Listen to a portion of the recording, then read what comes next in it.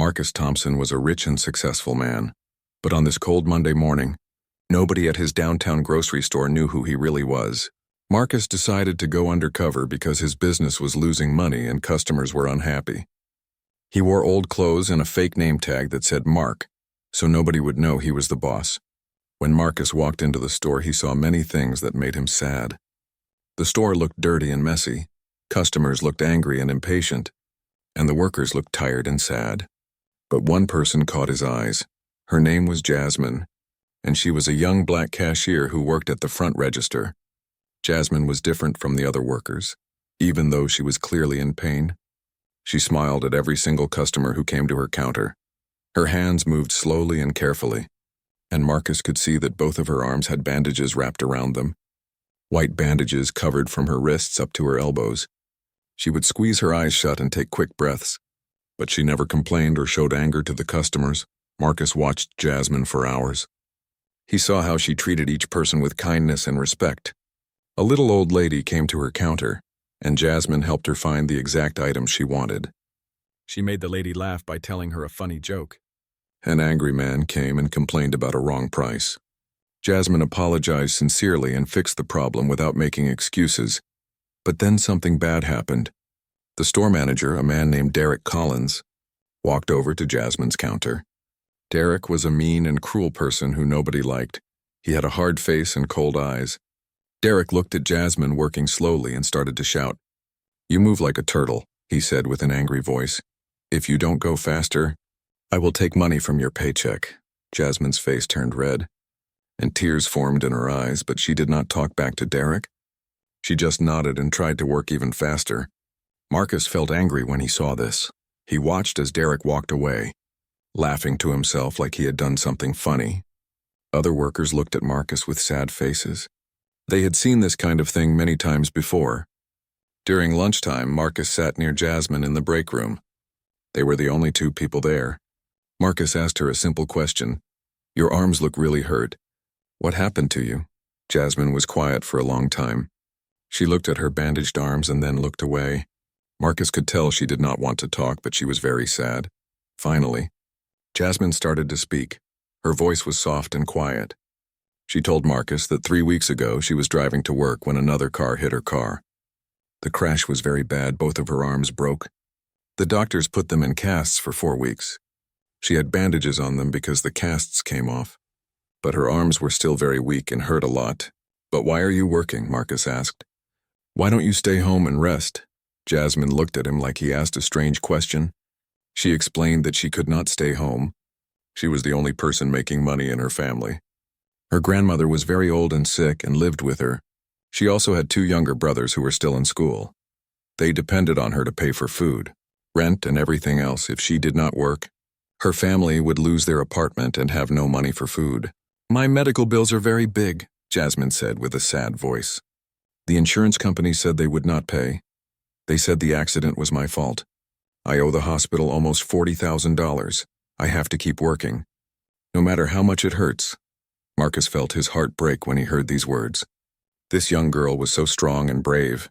She was working with broken arms because she loved her family. She did not complain or ask for pity. She just did what she had to do. Marcus knew then that something was very wrong in his store. He had come here to find out why his business was failing. But he had found something much more important. He had found a person who showed him what real courage and real love looked like. Jasmine did not just work for a paycheck. She worked for her family. She worked because she loved them more than she loved herself. Marcus made a promise to himself in that moment. He would find out exactly what was happening in his store, and he would make things right, not just for his business but for Jasmine, and for all the workers who suffered because of people like Derek. He would change his store. He would change how people were treated, and he would help this brave young girl and her family. The undercover mission was just beginning. The next morning, Marcus arrived at the store even earlier than before. He wanted to understand how Derek treated the workers when nobody was watching. Marcus put on his old clothes again and tied his fake name tag around his neck. This time, he decided to work near the registers so he could see everything that happened. The store was quiet in the early morning. Only a few workers were there preparing the store for customers. Derek was in his office, but around 9 o'clock, he walked out onto the main floor. His eyes moved around the store like a predator looking for something to hunt. Marcus realized that Derek was looking for trouble, not looking to help. The first person Derek noticed was a young man named Carlos who worked in the produce section. Carlos was carefully arranging apples in a perfect pyramid. He was doing very good work, but Derek walked over and knocked the whole pyramid down. "This is garbage," Derek said loudly. "Do it again, and this time make it perfect." "You have 10 minutes. Carlos's face turned pale. He started to pick up the apples with shaking hands. Marcus could see that Carlos was scared of Derek. He worked as fast as he could, but Derek stood there watching him with a mean smile on his face. When Carlos finished, Derek looked at it and shook his head.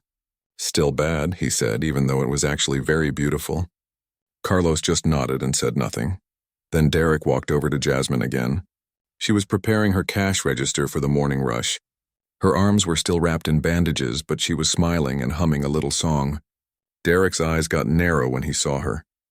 Marcus could tell that Derek did not like Jasmine for some reason. Maybe it was because she never fought back. Maybe it was because she stayed positive no matter what he did. "Jasmine," Derek called out in a loud voice. "Come here." Jasmine stopped humming and walked over to Derek. Her smile disappeared and she looked nervous. Derek pointed at the floor near her register. "There is a small piece of paper on the floor," he said. "This store is a mess because of workers like you who don't pay attention. Pick it up, and then clean every inch of this floor." There was a tiny piece of paper on the floor. Barely visible, Jasmine picked it up right away. But Derek was not finished. "You know what?" he said. "I think you are not working hard enough. I am going to cut your hours. You are too slow. And customers get angry waiting in your line." Jasmine's eyes filled with tears, but she did not cry. "Please, Mr. Derek," she said quietly. "I need my hours. My family depends on this job." Derek laughed, a cold and mean laugh. "I don't care about your family," he said. "I care about this store running well. And you are making it run badly besides. I heard that you called in sick last week. That tells me you don't care about your job." Marcus's hands made fists. He wanted to walk over and tell Derek exactly what he thought, but he stayed calm. He needed to see everything first. He needed to understand how bad this really was. Jasmine did not argue anymore. She just nodded and went back to cleaning the floor. Even with her painful arms, she bent down and cleaned every spot that Derek pointed at. Other customers started arriving, and she had to work the register while cleaning. Her movements were slow and careful because of her injury, and the line of customers grew longer. A woman at the front of the line got angry. "Hurry up," the woman said loudly. "I don't have all day." Jasmine moved faster, but her arms started to shake. Pain showed on her face, but she did not stop working. She scanned items and took money and gave change. Her smile came back even though Marcus could see that she was really suffering. Then Marcus noticed something very strange. Derek was watching Jasmine's register from across the store. When Jasmine finished with each customer, Derek wrote something down in a small notebook. Marcus realized that Derek was counting every transaction. Every item she sold, Derek was writing it down. Marcus moved closer and pretended to organize cans. But he was really watching Derek. This behavior was very suspicious. Derek was doing something wrong. Marcus was sure of it after about 1 hour. Derek walked to the manager's office in the back. Marcus quickly followed him. He peeked through a small window in the office door. He could not believe what he saw. Derek had a second set of record books. A record book that was different from the official store records. Derek was writing down Jasmine's sales in both books, but the numbers were different. The official book showed lower numbers. The unofficial book showed the real numbers. That is when Marcus understood the truth. Derek was stealing money from Jasmine. He was making her work extra hours but not paying her for them. He was taking her money and keeping it for himself. This was not just meanness, this was a crime. Marcus's anger grew hotter, but he stayed quiet and calm. He needed to gather more evidence. He needed to know if Derek was doing this to other workers too. He needed to see the full picture before he revealed who he really was. Tomorrow would be very different. On Wednesday morning, Marcus woke up with a heavy heart. He had spent the whole night thinking about what he saw in Derek's office. The secret record books, the stolen money, the fake numbers, all of it was proof that Derek was committing a crime. But Marcus needed to know more. He needed to understand how deep this problem went. Marcus arrived at the store early again. This time he did not go straight to work. Instead, he sat in his car in the parking lot and watched. He wanted to see who came to work and when they arrived. Around 7 in the morning, he saw Maria arrive. She was an older woman who had worked at the store for many years. She looked tired and sad. Her shoulders hung down like she was carrying something very heavy. Marcus followed Maria inside. He watched as she started her work in the cleaning department. She swept and mopped the floors with slow, tired movements. Her back seemed to hurt, and she would stop sometimes to rub her lower back. Marcus pretended to stock shelves nearby so he could watch and listen. Around 8 o'clock, Derek came out and saw Maria. "Maria," he called out, "this floor is not clean enough." "Do it again." Maria had just finished cleaning that very spot. She had cleaned it perfectly, but she did not argue. She just picked up her mop and cleaned it again. Marcus could see the frustration in her eyes. "And another thing," Derek continued. "I looked at the schedule. You have been working too many hours. I'm going to reduce your hours starting next week. That means less money for you." Maria's face went white. "But Mr. Derek," she said, "I need those hours. My husband is sick. And we have big medical bills." Derek did not care. He walked away without saying anything. Maria stood there with her mop in her hands, and silent tears rolled down her face. She did not make any noise, but her shoulders shook. Marcus felt so much pain seeing this brave woman suffer. That is when Maria noticed Marcus watching. She looked at him with red eyes. Something in Marcus's face must have shown his anger and sadness. Because Maria decided to trust him, she put down her mop and walked over to him. "You are new here, right?" Maria asked quietly. "Yes," Marcus said. "I just started." Maria looked around to make sure Derek was not watching. "I need to tell someone," she said. "I cannot keep this secret anymore. Derek is doing bad things." "Very bad things. Tell me," Marcus said. "I want to help." Maria took a deep breath, and the story came pouring out like water from a broken dam. She explained that Derek had been stealing from workers for years. He did it to people who were desperate, people who could not afford to lose their jobs. He would cut their hours, steal their wages, and threaten to fire them if they said anything. "He told me he would say I stole from the store," Maria said with fear in her voice. "He said he would report me to the police. He said nobody would believe me because I am poor. He has done this to at least 5 people that I know of. 2 of them quit. They could not handle it anymore. 1 woman left the country because she was so scared." Marcus felt sick hearing this. "Why haven't you told the police?" he asked. "Because I am scared," Maria said honestly. "Derek's brother is a police officer. Derek has protection, and I am scared that if I report him, I will lose my job. Then I cannot pay for my husband's medicine. I would rather steal a little here and there than lose everything." "He steals from you?" Marcus asked. "How much?" "About $200 every week," Maria said. "He tells the system that I worked fewer hours than I actually worked. The money goes somewhere. Maybe he keeps it. Maybe he splits it with the owner, I don't know. But it is enough money to almost double my actual paycheck." Marcus's mind was working fast. This was bigger than just one dishonest manager. This was organized theft. This was a system of abuse targeting the most vulnerable workers. "What about Jasmine?" Marcus asked. "The young cashier with the broken arms." Maria's eyes got bigger. "Oh, Jasmine," she said. "That poor girl Derek is the worst to her." Everyone thinks it is because he likes to be mean, but I think it is something else. "I think Derek knows that Jasmine will not fight back, so he takes the most money from her. He knows her grandmother is sick. He knows her brothers need to eat. He knows she will suffer in silence instead of complaining." "How much does he steal from her?" Marcus asked. "More than anyone," Maria said, "maybe $300 every week. That money means everything to Jasmine's family. It could buy medicine for her grandmother. It could help pay for her brother's school supplies, but instead, Derek keeps it." Marcus felt anger rise in his chest like a volcano about to explode. But he kept his voice calm. "Maria," he said, "I promise you, this is going to stop. I don't know how yet. But Derek's stealing days are finished." Maria looked at him with hope in her eyes for the first time in a long time. She believed that someone finally cared enough to do something. By Thursday morning, Marcus had gathered enough information to understand the full picture of Derek's crimes. But he needed one more piece of evidence. He needed to see what Derek did with the stolen money. Where did it go? Who else was involved? Marcus decided to take a bigger risk.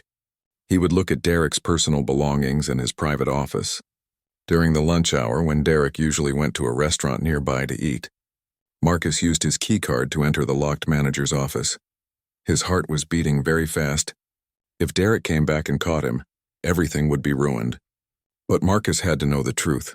The office was small and messy. Papers were everywhere. Files were stacked in corners. Marcus started looking through the desk drawers carefully. He found receipts from expensive restaurants, high-end clothing stores, and luxury car shops. All these things cost money, a lot of money. More money than a store manager should make. Then Marcus found something that made him stop breathing. It was a bank statement. Derek had a secret bank account that received deposits every single week. The deposits were always around $500. $500 that came from stolen wages. $500 that belonged to hard-working people like Jasmine and Maria. Marcus took photos of the bank statement with his phone. His hands were shaking with anger. He was about to leave when he found something else hidden under a false bottom in a desk drawer. It was a small notebook. The same notebook Derek used to write down false numbers. Marcus opened it and read the entries. Each page showed a worker's name, the amount of hours they really worked, and the amount Derek reported. The difference was the amount he stole from them. There were names Marcus did not recognize. Workers from different shifts, but he saw Jasmine's name many times. Page after page showed how Derek systematically stole from her week after week. Then Marcus saw something that made his blood run cold. There was a note written next to Jasmine's name. It said, "Easy target. Broken arms, desperate family will not complain. Increase theft to max." These words showed that Derek was not just stealing money. He was doing it deliberately to people he knew were suffering. He was hunting for vulnerable people like a predator hunts for weak animals. This was not a simple mistake or laziness. This was evil. Pure and deliberate evil. Marcus heard footsteps in the hallway. His time was running out. He quickly put everything back exactly where he found it and left the office. He walked to the stockroom with the photos safely stored in his phone. His mind was racing with what he had learned. That afternoon, Marcus needed to talk to Jasmine alone. He found her during her break, sitting in the break room eating a small sandwich. She looked so thin, so tired. Marcus sat down next to her, and Jasmine looked worried. "Is something wrong?" she asked nervously. "Did I do something bad?" "No," Marcus said gently. "I want to ask you some questions, and I need you to be honest with me." Jasmine nodded, but her eyes were filled with fear. Marcus asked her exactly how much money she earned every week. Jasmine told him her hourly wage and the number of hours she thought she worked. Then Marcus asked her to check her paychecks. "Look at how much money you actually received," he said. Jasmine looked confused, but she went to her locker and brought her recent paychecks. Marcus helped her do the math. The numbers did not add up. Jasmine should have earned almost $2,000 in the past month, but her paychecks only added up to $1,400. She was missing $600. "Where is my money?" Jasmine asked, her voice shaking. "Where did it go?" "Derek stole it," Marcus said simply. "He has been stealing from you for weeks. He changes the hours in his secret records so you get paid less. And he keeps the extra money for himself." Jasmine's face went through many emotions, first shock, then confusion, then anger, then sadness. She started to cry. "But why?" she asked. "Why would he do this to me?" "Because he is a bad person," Marcus said. "And because he knows you will not fight back. He picked you because you are struggling. He knew you need this job. He knew you cannot afford to lose it." "That's $600, Jasmine said through her tears. "That could have paid for my grandmother's medicine. That could have bought my brother's new school uniforms. That could have helped us keep our apartment." Marcus felt his own eyes fill with tears. "I know," he said. "And I am going to make sure you get every single penny back. I promise you that." "How?" Jasmine asked. "He is the manager. Nobody will believe us." Marcus smiled, and his smile was full of power and purpose. "Someone will believe you," he said. "Someone with the power to help. Someone who has been watching everything. Someone who is about to change everything." Jasmine did not understand what Marcus meant, but something in his voice gave her hope. For the first time in weeks, she felt like maybe, just maybe, her nightmare was finally going to end. Marcus looked at his phone and saw the photos he had taken. Tomorrow, he decided, would be the day of truth. Tomorrow, Derek Collins would finally face the consequences of his crimes. Friday morning arrived with dark clouds covering the sky. It felt like the weather knew that something big was going to happen. Marcus woke up early and dressed in his finest business suit. Today was not a day for disguises. Today was the day he would reveal his true identity and bring justice to his store. But first, Marcus needed to witness one final act of Derek's cruelty. He needed other people to see it too. So he arrived at the store before anyone else and set up his phone to record video in a hidden spot near the registers. The camera had a perfect view of where Jasmine worked. Around 8:30, the store opened and customers started coming in. Jasmine arrived for her shift looking more tired than usual. Her arms still had bandages, and she moved like every step caused her pain. But she went to her register with a smile and started greeting customers. Derek came out of his office around 9 o'clock. He looked around the store with his usual mean expression. Then he saw that the line at Jasmine's register was moving slowly. Her injured arms made it hard to scan items quickly. Derek's face turned red with anger, and he walked straight toward her. "Jasmine!"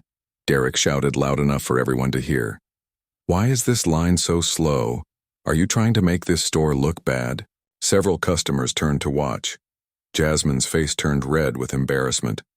"I am sorry, Mr. Derek," she said quietly.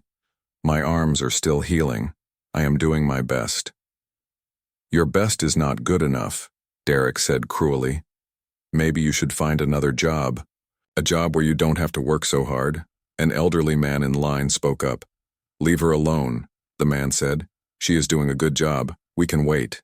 Derek turned to the man with an angry face. "Sir, I am the manager here. I will run my store how I want." Then Derek did something that shocked everyone. He grabbed Jasmine's injured arm and squeezed it hard. "If you cannot work properly, then go home," he said. Jasmine cried out in pain. Her face went white, and tears started falling from her eyes.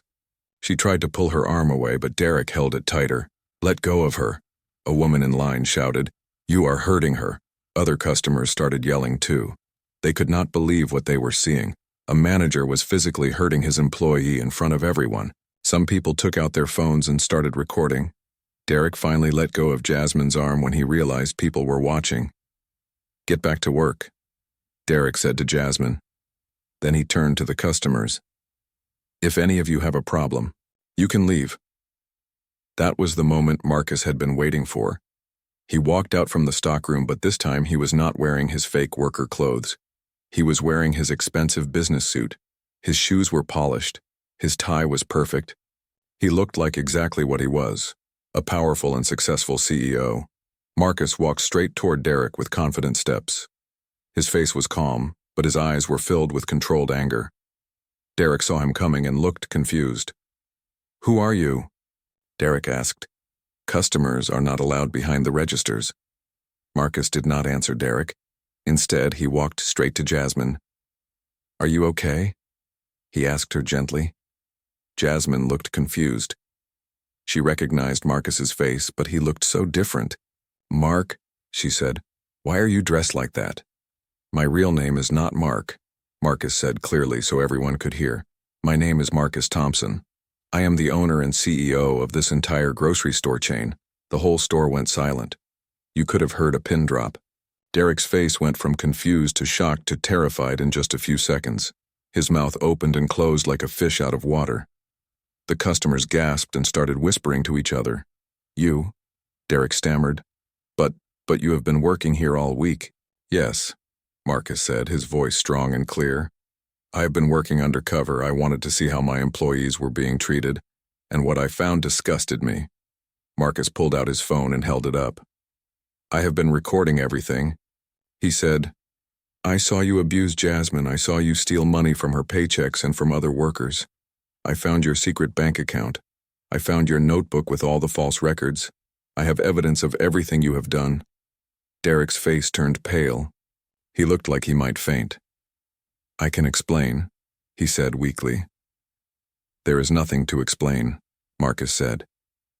"You have been stealing from people who trusted you.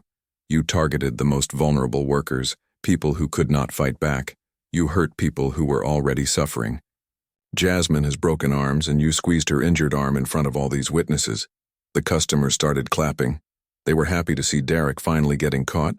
Maria came out from the back room with tears of joy on her face. Other workers gathered around to watch. Derek tried to run toward the exit, but Marcus blocked his path. "You're not going anywhere," Marcus said. "The police are already on their way. You will answer for your crimes." The police arrived at the store within 15 minutes. Two officers in dark uniforms walked in with serious expressions on their faces. They immediately handcuffed Derek and read him his rights. Derek kept saying he did nothing wrong, but nobody believed him. The customers watched as Derek was led out of the store like a criminal, which is exactly what he was. After Derek was gone, the store became very quiet. The customers who had witnessed everything slowly left, some of them stopping to pat Jasmine on the shoulder and tell her they were sorry for what happened. Jasmine stood at her register in shock. Her mind could not process everything that had just happened. One moment she was being hurt by her manager, and the next moment, the owner of the entire company was standing there defending her. Marcus asked all the workers to gather in the break room. They sat around an old table, their faces showing confusion, hope, and uncertainty all at the same time. Maria sat next to Jasmine and held her hand. Jasmine's eyes were still red from crying. "I need to tell you all the truth," Marcus said, sitting down with them like he was just another worker. "My name is Marcus Thompson, and I own this store and 5 other stores in this city. I came here this week because I wanted to know why my business was failing. What I discovered broke my heart." Marcus told them about Derek stealing, about the secret records, about the fake bank account. He told them about how Derek deliberately targeted people who were struggling. He explained that Derek had been stealing thousands of dollars from the store and from them. "Starting today, everything changes," Marcus said. "Every single person in this room deserves respect and fair payment for their work. Derek has been prosecuted and arrested. He will face charges for theft and assault." Maria raised her hand. "What about our stolen wages?" she asked. "The money Derek took from us." "You will get every penny back," Marcus promised. "I am giving you all written promises today. I have photographed all the evidence. I am working with the police to recover Derek's stolen money from his bank accounts. That money belongs to you." Jasmine started crying again, but this time they were tears of relief. "Really?" she asked. "We will get the money back." "Yes," Marcus said. "And more than that, I am promoting Jasmine to assistant manager of this store. She has shown incredible strength, kindness, and courage. She has inspired me to want to make this company better." Jasmine's eyes went wide. She opened her mouth to speak, but no words came out. Maria squeezed her hand in excitement. Marcus continued, "I am also giving everyone in this room a raise, a 20% raise starting immediately. And I am creating a new company policy. Any manager who treats workers badly will be fired immediately. Any worker who feels unsafe or abused can call me directly. This is my personal cell phone number." Marcus wrote his number on a piece of paper and gave it to each worker. They stared at the paper like it was made of gold. "There is something else," Marcus said, looking directly at Jasmine. "I want to talk to you privately. Can we go to my office?" Jasmine nodded nervously. She was still getting used to the idea that Marcus was the owner of the whole company. Maria gave her an encouraging smile. In Marcus's temporary office, Jasmine sat across from him at a big desk. She felt very small in this fancy room. "Jasmine," Marcus said gently, "I know about your grandmother. I know about your brothers. I know about your medical bills." Jasmine's heart started beating fast. "How do you know?" she asked. "You told me during our break yesterday," Marcus said. "You told me about your family, about the car accident, about the hospital bills, about how you could not afford to miss work." Jasmine nodded slowly, remembering that conversation when she thought Marcus was just another worker. "I want to help you," Marcus said.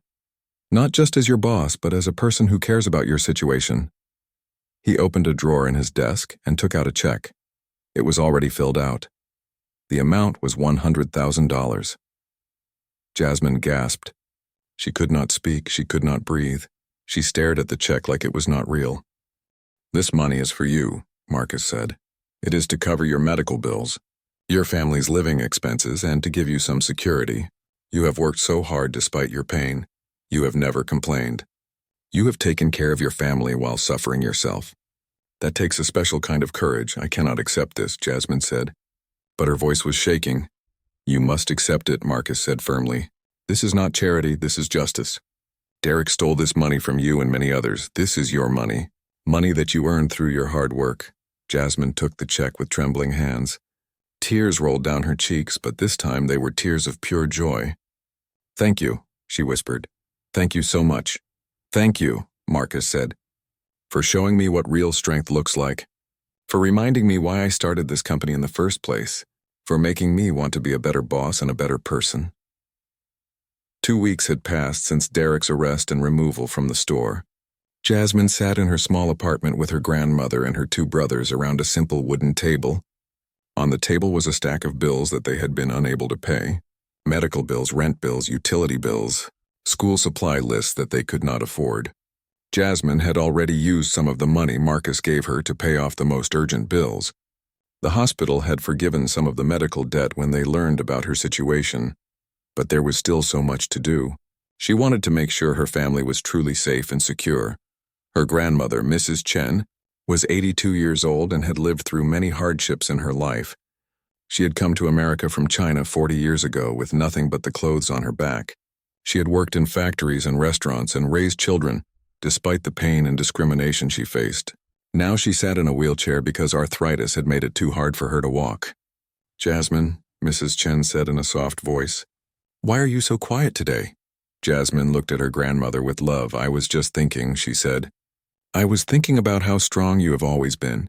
Her younger brothers, Tommy and David, were eating rice and vegetables that Jasmine had cooked. Tommy was 14 and David was 12. They both went to school during the day, but in the evenings, they sometimes worked small jobs to help the family. Jasmine had told them to stop working and focus on their education. Now with the money from Marcus, that was finally possible. Can we go to the doctor now? David asked hopefully. My teacher said my eyes are not good. I need glasses. Yes, baby, Jasmine said, smiling. We can go to the doctor tomorrow. We can buy you the best glasses. Tommy looked at his sister. Are you really the assistant manager now? He asked. Yes, Jasmine said. Marcus promoted me. I'm going to help run the store and make sure all the workers are treated fairly. Mrs. Chen put her wrinkled hand on Jasmine's hand. I am so proud of you, she said. You suffered, but you never gave up. You took care of us. You worked even when you were in pain. Now good things are coming to you because you have a good heart. That night, after her family was asleep, Jasmine sat on the small balcony of their apartment and looked at the city lights. She thought about her parents who had died when she was 19. She thought about how scared she had been when they first died. She thought about how she had cried and almost gave up. But then she thought about her grandmother's words. Her grandmother had told her, pain is temporary, but giving up is permanent. Her grandmother had survived wars and poverty and discrimination, and she never gave up. So Jasmine decided she would not give up either. Jasmine thought about Derek. She felt sad that he had chosen to be a bad person. She wondered if anyone had ever shown him kindness when he needed it. Maybe if someone had helped Derek when he was struggling, he would not have turned to stealing. But Jasmine did not hate Derek. She just felt sad for him. Then Jasmine thought about Marcus. She could not believe that such a powerful man had taken time to work undercover in her store. She could not believe that he had cared enough about her suffering to help her. In her experience, rich people did not care about poor people. But Marcus was different. Marcus saw her as a person, not just a worker. The next morning, Jasmine went to work early. She wanted to help prepare the store for opening. She wanted to make sure everything was perfect. When she arrived, she found Marcus already there. He was in the stockroom organizing supplies. Good morning, Jasmine, Marcus said with a warm smile. I wanted to check on how you are doing. How is your family? We are doing well, Jasmine said. We paid most of the urgent bills. David is going to the doctor tomorrow to get glasses. My grandmother is happier than I have ever seen her. That makes me so happy, Marcus said. I have been thinking about you and your situation. I want to do more than just give you money. I want to help you build a better future. What do you mean? Jasmine asked. I have a proposal, Marcus said. I want to offer you a scholarship to go to community college. You can study business management while you work here. After you finish, you can manage one of my stores. You have the heart of a leader, Jasmine. You have what it takes to be great. Jasmine felt overwhelmed. Really? She asked. Why would you do that for me? Because I believe in you, Marcus said simply. And because when you succeed, you will help other workers. You will make sure they are treated with respect and fairness. You will be the kind of manager that Derek should have been. You will change this company from the inside. Jasmine felt tears forming in her eyes again. But they were tears of hope and gratitude. She thought about all the struggling workers in the world, all the people working through pain, all the people taking care of their families while barely surviving. Maybe she could help them. Maybe she could be the voice that they needed. I will do it, Jasmine said with determination. I will go to college, I will become a manager, and I will make sure every worker in your stores is treated with dignity. Marcus smiled, and it was the smile of a man who had found his purpose. Then let us change the world together, he said. 6 months had passed since that fateful Friday when Marcus revealed himself as the owner. The downtown store where Jasmine worked had become the most successful location in the entire chain. Customer satisfaction scores were the highest they had ever been. Employee turnover had dropped to almost zero, and profits had increased by 40%. But numbers did not tell the whole story. The real story was about people. It was about Maria, who no longer had to work 2 jobs to pay for her husband's medicine. Her husband's health had improved, and Maria worked with a smile on her face every single day. It was about Carlos in the produce section, who had received a promotion and was now training new workers on how to treat customers with respect. Jasmine sat in her college classroom on a Tuesday evening. She was taking a business management course, and the professor was discussing how to create a positive workplace culture. Jasmine raised her hand and shared her story. She told the class about working with broken arms, about Derek stealing her wages, about how one person cared enough to make a difference. Her classmates listened intently. Some of them had tears in their eyes. A girl named Sophia asked Jasmine if she thought things would have changed if she had complained to Derek. No, Jasmine said honestly. Derek would have just fired me or made my life worse. But Marcus cared about the truth. He wanted to know what was really happening. He did not just listen.